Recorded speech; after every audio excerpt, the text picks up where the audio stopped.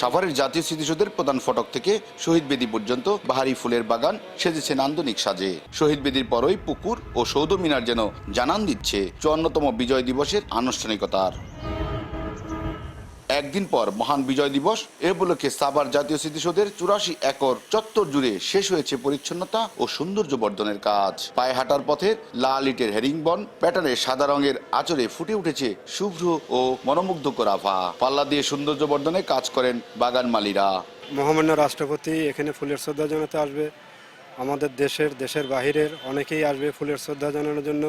সবাই যেন এসে দেখে ভালো বলে, এই জন্য আমরা ফুল দিয়ে স্মৃতিসৌধ সাজাইতেছি। সাদা আছে, চন্দ্রমল্লিকা আছে, সেলফি আছে, বিভিন্ন জাতের ফুল দিয়ে আমরা এখানে সাজাচ্ছি। স্মৃতিসৌধের সামনে ওগুলা কাজ করতেছি, আবার যে ফুলের টব লাগাবে এগুলি কাজ করতেছি, তারপরে রাস্তার কাজ করতেছি। মহান বিজয় দিবস উপলক্ষে মাঠের ঘাস যেখানে বড় আছে সেগুলো কেটে দিয়ে ঝাড়ু দিয়ে পয় পরিষ্কার করে দেওয়া হচ্ছে।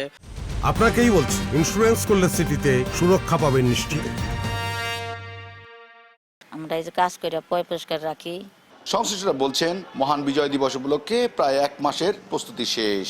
বিজয় দিবসের প্রথম প্রহরে রাষ্ট্রপতি, প্রধান উপদেষ্টা, রাজনৈতিক সামাজিক সংগঠন এবং দেশি বিদেশি গুরুত্বপূর্ণ ব্যক্তিদের শ্রদ্ধা নিবেদন শেষে সর্বসাধারণের জন্য উন্মুক্ত করা হবে। জাতীয় স্মৃতিসৌধের বিভিন্ন স্থানে রংকরণ, পয়েন্টিংকরণ, চারারোপণ, ফুলগাছ স্থাপন সহ সিসি ক্যামেরা বিভিন্ন স্থানে স্থাপন সহ আনুষঙ্গিক মেরামত কাজ ইতিমধ্যে সম্পন্ন হয়েছে। এদিকে শ্রদ্ধা নিবেদনের জন্য নেওয়া হয়েছে ৪ স্তরের নিরাপত্তা ব্যবস্থা। মোতায়েন থাকবে ৪,০০০-এর বেশি পুলিশ সদস্য। ১৬ই ডিসেম্বর বিজয় দিবসে যে নিরাপত্তা রয়েছে, আমাদের সার্বিক নিরাপত্তা রক্ষার্থে যা যা করণীয় আমাদের সমস্ত কিছু ব্যবস্থা করা রয়েছে। গণপূর্ত মন্ত্রণালয়ের তথ্য মতে ১৯৭২ সালে প্রথম সাভারের নবীনগরে জাতীয় স্মৃতিসৌধের ভিত্তিপ্রস্তর স্থাপন করা হয়। এরপর সৈয়দ মঈনুল হোসেনের নকশায় ১৯৭৮ সালে নির্মাণ কাজ শুরু হয়ে শেষ হয় ১৯৮৮ সালে। ১৯৭১-এর স্বাধীনতা সংগ্রামের মধ্য দিয়ে যে বিজয় অর্জিত হয়, সেই বিজয়ের ৫৪তম দিবসটি উদযাপন উপলক্ষে প্রস্তুত সাভারের জাতীয় স্মৃতিসৌধ। বিজয় দিবসের প্রথম প্রহরে জাতির বীর সন্তানদের শ্রদ্ধা জানাতে সৌধ চত্বরে নামবে লাখো মানুষের ঢল।